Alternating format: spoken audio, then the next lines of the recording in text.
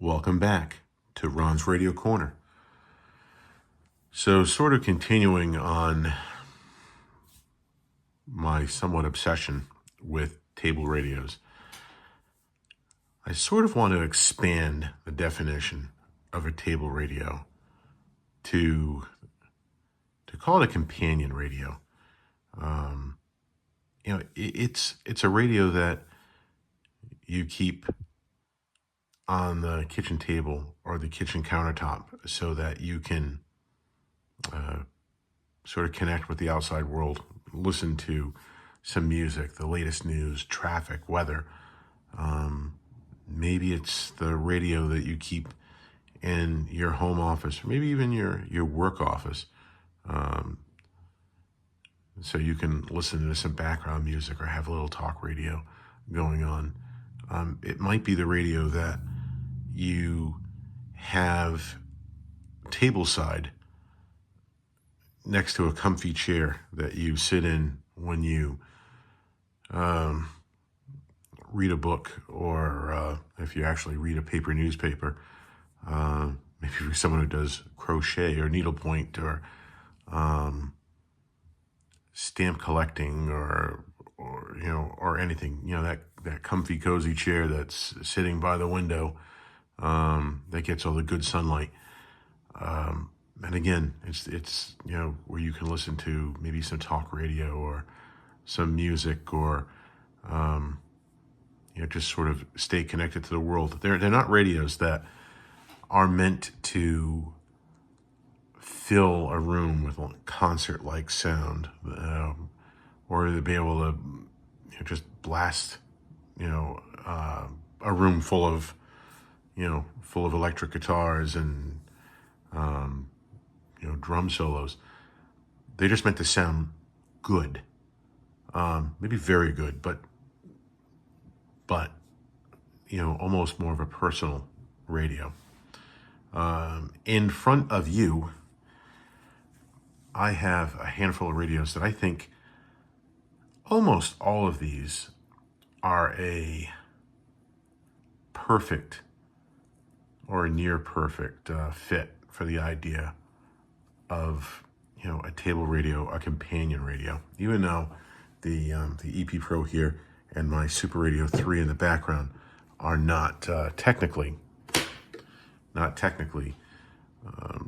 table radios, I think they fit that that mold of a radio that sounds really good, is really great for personal space, and of course also have a few other features because they're designed to be more portable than the table radios over here to the left, except maybe this little guy, which I threw in the Prunus J160 because lately I have found myself grabbing this radio, placing it on my kitchen island, and when I go into the kitchen, turning it on to kind of stay connected to whatever news programming I've started listening to in the morning. And I'll kind of go into some of my thoughts on the Prunus in a bit. This isn't intended to be a detailed review of each of these radios or a detailed comparison. I think for the most part they fit that basic idea of just sounding good, being relatively straightforward, easy to use radios. I'll start off with the Sangean. This is the WR-16. The WR-11 would practically fill the exact same little niche. It's the 16 has Bluetooth, the 11 does not. They're both AM, FM, auxiliary, input jack. What's really nice about the WR-16, I don't know if I can convince the camera to work with me here to kind of focus on it a little bit better. But what's really nice about the WR-16 is, well, there's a few things. One, I think it's a good looking radio. Handsome, sort of plain. It has enough of a vintage vibe with the analog gauge to to appeal to someone who doesn't want something overly modern, something that's overly technical. Like all great radios, or at least all great analog radios, it's got pretty basic, simple controls. You don't really need an owner's manual to figure this one out. It's a good sounding radio. I'm gonna turn this on and turn this volume up. And what we're tuning in here is a classical station out of Boston, which most of my radios have a little bit of a problem pulling in crystal clear. So there could be a little bit of hiss. If this radio has any drawbacks, I think I'll just turn the volume down. If this radio has any drawbacks, it's probably that it doesn't have a tone knob, which is interesting because the Sony radio in the background does have a tone adjustment. But what this has going for it is, one, you can see it's got a signal lock light. You probably can't appreciate because of the light I have in the room, but that dial is backlit. I'm not sure how well that shows up. You can kind of see it light up and then fade there. It's got really good selectivity. Like I said, I'm not going to get into a lengthy conversation about each of these radios, which one pulls the best stations, and you're going to have to take my word that this does a fairly good job at picking up, picking up stations. Is it as good as something that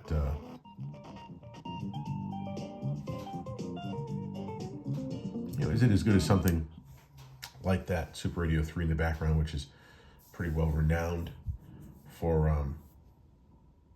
for its ability to tune and stuff? No, absolutely not. But it is a pretty selective radio.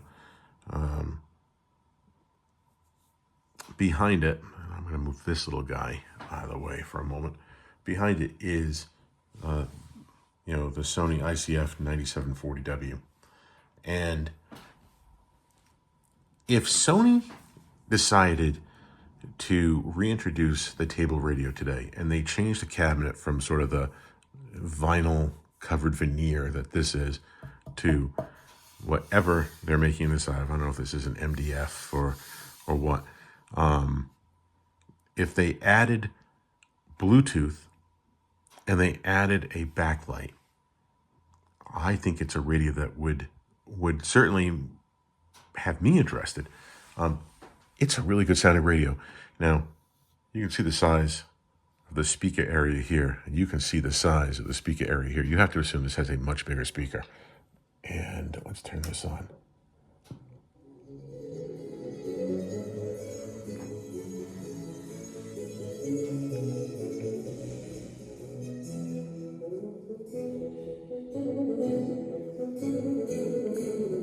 Again, it's it's a station that doesn't come in perfectly clear, so I expect every one of these radios is probably going to have a little bit of hiss pulling that in. But I thought classical was a pretty good station to tune into and get a little bit of an idea of the audio sound.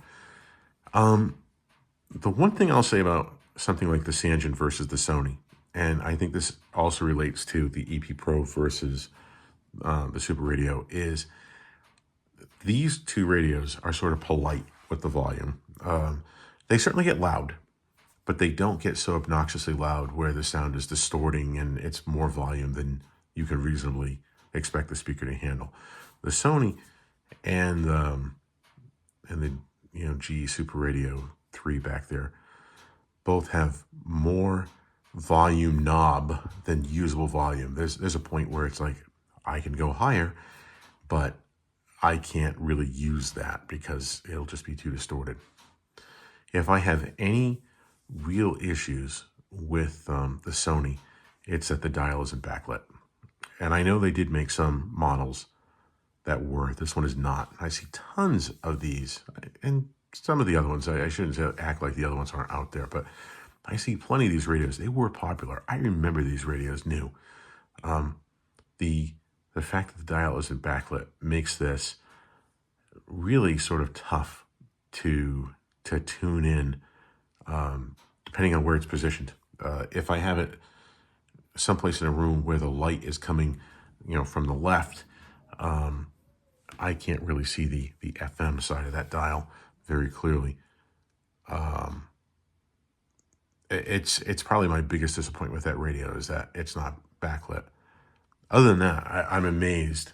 What a nice radio it is. Nice, solid radio it is. If Sony came out with this radio, and I think I said this when I kind of had my conversation around that one originally, if Sony came out with that radio today, I kind of feel if they were going to price it anywhere around the Sangean, they would really need to kind of up their game on what that cabinet is made out of. But outside of that, it really is a great sounding table radio. Now, over here, I'm going to reposition the camera just a touch. Over here, there's the EP Pro. Now, as my finger keeps getting into the shot, if there's one thing I can say about the radios I've talked about so far, is that the Sony is not made, right? I just said if they ever brought it back, the Sony's not made. If you wanted to buy one, you really got to go and search thrift stores or eBay or hope to stumble across one someplace. The Sangean is made, readily available, easy to pick up. And I think for the most part, you would not be disappointed by the sound from the Sangean versus the Sony, even with what appears to be a much smaller speaker. The same thing is with the EP Pro. The EP Pro it's available. It's widely available. Go order one. It's a great radio. It's got about a $100 price point, which coincidentally is somewhere around the same price point as that Sangean. You could get the WR-11 for like $80, $89. I think I usually see them around. And if you really hunt, you might find them cheaper. And that is really comparable to the EP Pro from the standpoint of, there's no Bluetooth. The WR-16 is a little bit more. I don't know. I think it'd be interesting if C. Crane were to make the EP Pro, with Bluetooth, because I do feel Bluetooth is pretty much essential on any radio today. But the thing with the EP Pro is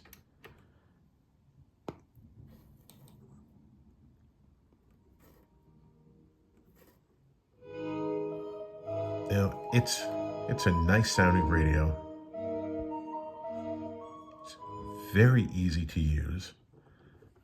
One thing I love about this radio is it has a very easy to read backlit dial. And what's even better is that backlit dial has its own switch, but that switch works in conjunction with the power switch. That might sound like a no-brainer, but the Solar Observer also has a lit back dial, and you can turn the light on and turn the radio off, and that light is still on. So when they made the EP Pro, or the original EP, it's probably the same, I'm not sure. But when they made this radio, you can decide during the daytime, I don't need that light. Or at nighttime, you can put that on, but when you turn the radio off, that shuts off. Simple, but I like that feature. If there's anything I don't like about this radio is I kind of wish it had more volume, but it certainly gets loud enough.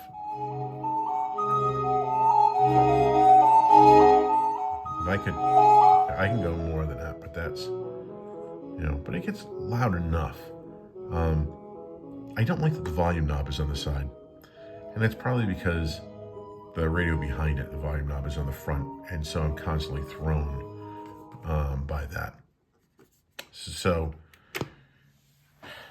this would, even though it's not a traditional table radio, this would make a great companion radio. It probably has been a great companion radio to tons and tons of people. You're out on your porch and you want to have a radio to listen to, perfect radio to kind of grab and bring out with you. And because it's portable, you can move this anywhere you want, where something like, the two radios that we talked about already. To the left there, that'd be a pain in the butt if you wanted to move that from room to room. But the EP Pro would be very easy to sort of take out on the deck, listen to the ball game, bring out on the porch and listen to some music. Put it in the kitchen so you can listen to the morning news and traffic and weather.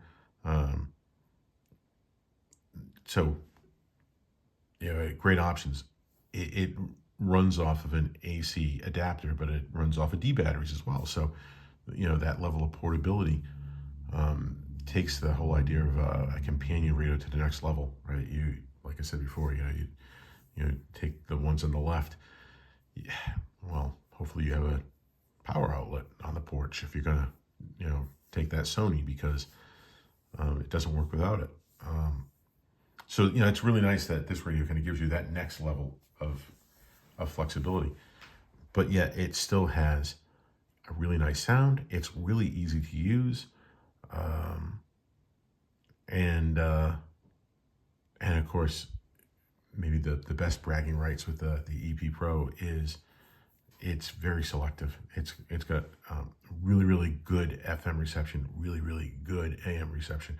Maybe the good should be great. It's a really, really great radio for pulling your channels.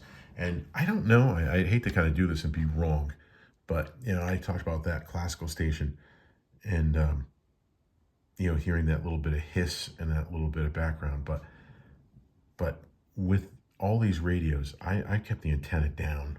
So certainly with the EP Pro, you have the mast right here. It's a portable radio. So it's not like I've never seen a table radio with with that mast, but the Sangean has a wired antenna, and I believe the Sony has got one that's the FM antenna is part of the power cord. That mast gives you better flexibility. Of course, I'm gonna move this out of the way, make some space over here. And here's my Super Radio 3. Let me see if I can bring this in a little bit more and refocus a little bit.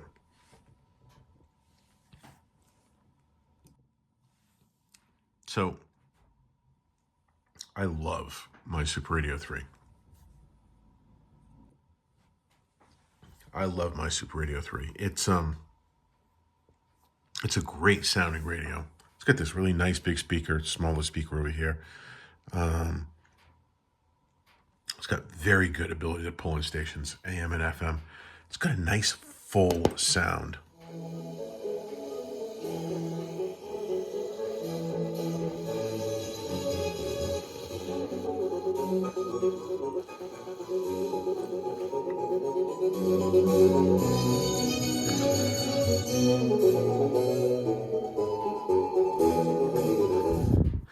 This is a radio that sounds really good listening to talk radio. I like to listen to a lot of older, let's say big band, Sinatra-esque style music, amongst other things. I mean, I have a pretty broad taste in music, but I really like listening to some of those older singers. And I think, I don't know, maybe when they made those records, they were sort of engineering them to sound good on those big wooden console radios or floor radios of the 30s and 40s. But that style of music sounds really good on this radio. It's a great sounding radio. If I have any complaints about the Super Radio 3, and maybe I lucked out because I've read plenty and heard plenty over the years how the previous models were much better than the Super Radio 3. That this is, maybe not much better, but this is the lesser of the three, and that there were quality issues. Maybe I lucked out and got one that was really good quality. But if I have any complaints about this radio at all, one would be is it doesn't have a backlit dial. And, I don't know how well this is showing up on camera, but, I mean, you have these two radios right off the bat. This one's got a nice white background. This does not. They both have sort of a similar structure to the dial. You know, it's sort of a red-orange guide or marker. But, you know, I mean, this is so easy to see. That is not. And if the light conditions are, you know, like that usually sits on a shelf on a piece of furniture. There's like a cubby, and I usually have it pushed back. And it is not easy to read that dial. Sort of like the Sony back there. I wish they had, you know, figured out a way to put an illuminated, you know, dial on the Super Radio 3. I think that would have been fantastic. My only other complaint would be that it's not made anymore. It's a fantastic radio. I don't know. You know, it's kind of funny. I was looking at, as I stray slightly off point, I was looking at radios the other day, and, you know, if you go to Amazon and you start searching for radios, any radio, pick table radios, pocket radios, portable radios, a lot of the names that you see are names you've never heard. And a lot of the names that you see, I think, aren't even really legitimate brands. There's just like somebody has bought a caseload of, or a pallet load or several pallet loads of a certain radio, slapped a name on it, and they sell it. And if you listen to me review any of these or give my thoughts on any of these or anybody else, and you see us struggling with a name, I think that is the sort of company I'm talking about. Sangean is definitely out there. Legitimate radio company, been around a long time, make lots of radios, great products. Sony is a name that meant like excellence in electronics. Growing up, if something was a Sony, it was great quality. And today, it seems like Sony makes very few radios. That says a lot about where radio is going. General Electric, I don't know if there's a General Electric branded radio out there. There are a few Panasonics, but not a ton. Toshiba was a big name once upon a time. I don't see that. And there's just, you know, I don't know what happened to GE, I guess is sort of where I'm getting at. But I know they became part of RCA. RCA was owned by another company. But unfortunately, once upon a time, GE was making this great radio.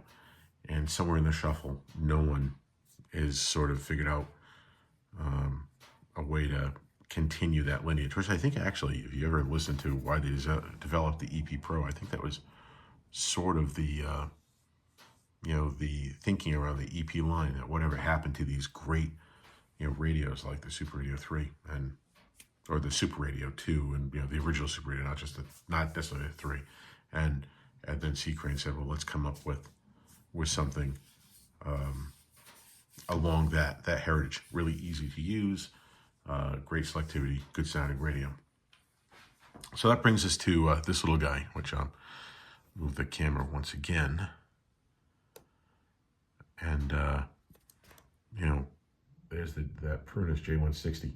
Like I said, I have been listening to this over the last, I don't know, a week or so, where I've sort of thrown it on the kitchen island and I'm listening to news on it. I've listened to a little music on it. The thing with this radio, and there's a reason I put it here, it's not necessarily because I think, you know, it is a legitimate table radio or companion radio. Although I think you could make the argument that it could be.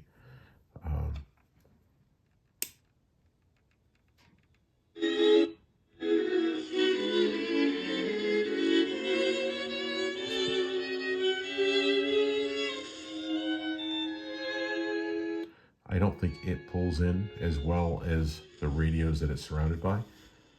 May need a little help. Certainly, it could pull in other channels.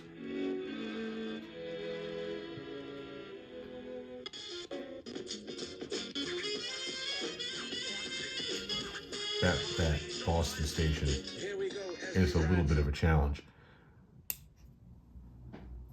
The reason I threw this here is because my continuous gripe with this radio is I wish this radio was somehow stretched to be the same size as the Sangean that it's sitting on top of. I would love if suddenly this radio was probably a little taller, but it was somewhere around that same size, that same form factor. How much easier, instead of this tiny little knob, a bigger knob, something similar to the size of this knob, the tune, the backlit dial. You know, as is, this has got a great sound. Can you imagine what a bigger version of this could sound like? A bigger AM antenna inside, maybe with a wired FM antenna on the back. If somehow this radio could be morphed into this one, what a great radio. And I would be so inclined to add it to my collection.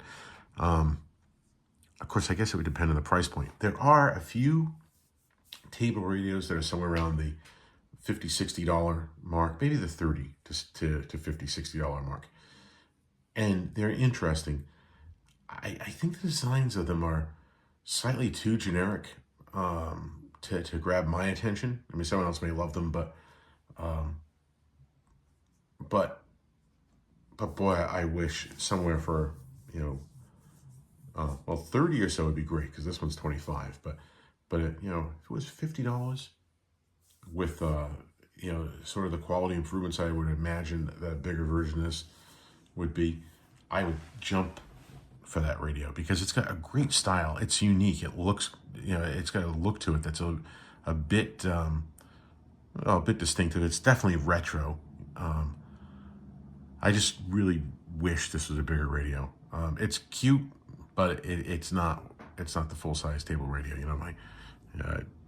I feel like I need tweezers for those knobs and dials. But if you want to compare it outside of that, just for giggles, this guy is AM/FM auxiliary port shortwave. This one is AM/FM auxiliary port. I'm sorry, I messed this up. This is AM/FM auxiliary port Bluetooth. This one is AM/FM auxiliary port Bluetooth. This has shortwave. None of these other radios have shortwave. This has an internal battery, so it is every bit as portable as these two. No, it doesn't have the monster ability to pull in channels like the EP Pro or the Super Radio, and I don't know if it would pull in channels as well as the Sangean or the Sony, but it actually does a pretty good job of pulling in channels, particularly your local stuff. They come in nice and clear. As is, this radio has plenty of pop, and it is brand new, $25. So maybe if you needed a little radio to keep on your desk at work, maybe if you wanted a little tiny radio to maybe sit on your bureau because you wanted something in the bedroom but not something that took up a lot of room, you could hardly you could do worse than the Prunus J160. And this video has already gone longer than I expected it to, but let me throw one more thing at you. So, a quick pause of the camera, refocused, moved it around, so you just got a quick, let me throw one thing at you, and then suddenly, a quick cut to the Sangean H201 shower radio that I reviewed a few weeks back. In that video, I think I talked about, in the morning, I'm usually in the bathroom listening to some radio. I'll shower, I'll shave, and I just found that where I had, in the past, in another home, I would have room on the sink for a small radio with no problems. Where I put this, it just seems to, get a lot of steam. And so I picked up a shower radio because I wanted something that could deal with some moisture. The thing about the H201 is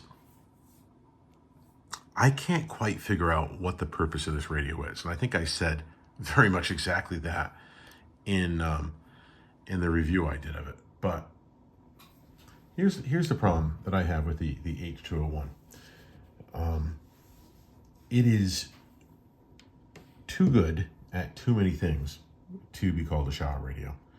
In my mind, a shower radio is something that's almost like a cheap portable pocket radio that someone has designed with a hook to go over, your shower rod or something. This is a much bigger radio than that. This radio is not that far off from the size of a table radio or one of those portables. I mean, it's thinner but certainly it is, in its styling, relatively handsome enough, safe. It's not controversial in its styling. It's relatively handsome enough to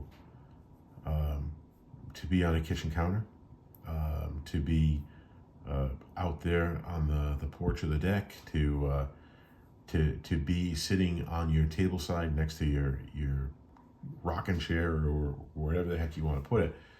On top of that, the sound of this and every other radio I have tuned in ahead of time. Let me lower that and let me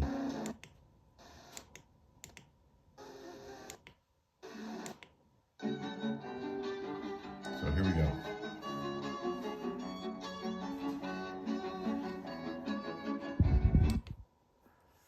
So this is an expensive radio for a shower radio. It goes for something like, I don't know, $75 in that range. And they make a model of this that's got Bluetooth that I think hits the button around $100. And it's got a light, it's got a flashlight built into it, which, not necessarily something that I would think about for a table radio. But the sound of this is pretty good. And I've had it now for several weeks, listened to it several times a week, usually work days when I'm getting up first thing in the morning and kind of going about my morning routine. And it sounds good. Is it as good? Does it sound as good as the WR-16 or the Sony ICF-9740 or the Super Radio 3? No, I don't think so. But it does sound good. It's a decent sounding radio. It's got a pleasing sound to it. Like all the other radios here, it is very simple to use. You don't need the manual. Not for most things anyway. It's the only one here that's got weather band. It's got a really easy to read backlit display. I mean, that display is awesome. It can run. Of course, it would help if any of these presets actually were going to tune into something. And that's not the radio's fault. That is.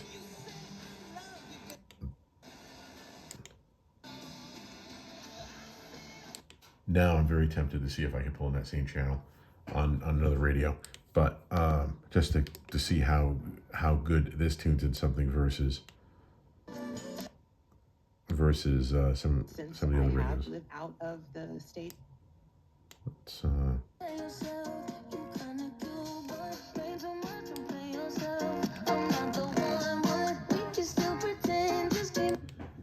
it's a nice sounding radio. It's very easy to use. It's got a nice, easy to read display. I think to myself that this would almost be a perfect radio for our older radio listening audience. It's got such an easy to read display. The buttons are really easy to use. It runs on D batteries. It can use an AC adapter.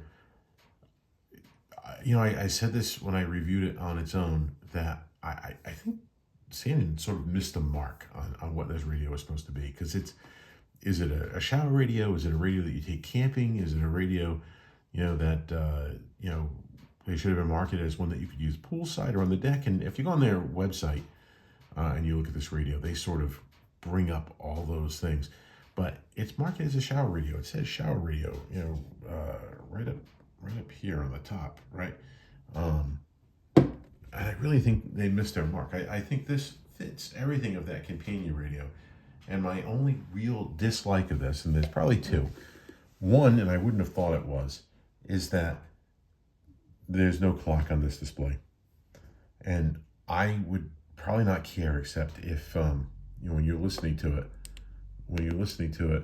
and I'm just going to lower that down so we don't actually hear any music. But after a while, it goes from displaying the station. Does it just display the station? Maybe I'm wrong here. There we go. Now it shuts off and it's just blank. It's like, oh, I wish that was telling me the time. And it seems like it would have cost them like 37 cents more to just make that with a clock. But that's one minor gripe. My bigger gripe is that this is the FM antenna. A wired lead. And it works well enough. But boy, I wish this had some sort of rubberized mast. I think just it would make it a more versatile radio if you were, taking it to the beach, using it by the pool, versus the wired lead. But so let me pull back here. Here's my idea of some companion radios, not necessarily a tabletop radio, but one that you use to kind of bring a little bit of music, news, talk, weather, whatever you want to listen to into your personal space. I think every one of these radios would do that really well. If I had any misgivings on any of them, it's the Prunus. Although for $25, fantastic little radio. A lot of fun. Love the look. Wish it was bigger. Outside of that, I think, the Sony and the Super Radio, as much as I like them, you're taking a chance anytime you buy a used piece of electronics. So buyer beware. Make sure that you're able to return something that doesn't work out of the box. Make sure that if you have the opportunity to test it, that you test it and that you're happy with it. The Sangean is fantastic. Both Sangeans are fantastic. The EP Pro is a great radio. If there's a radio that you use in this fashion, I'd love to know what it is. I'm a big fan of really good radios that don't cost a lot of money. So I'm showing you what I have, but I think there is definitely some more budgety options that could fall in here that might give you a little more, something a little bigger in size than the Prunus, but maybe be of a similar price. If you use a tabletop radio, a desk radio, a bookshelf radio, a table radio, a small portable companion radio, I'd love to know what you're using, and if you're using any of the ones that are here, I'd love to know your thoughts on them. So, thanks for watching. Until the next time.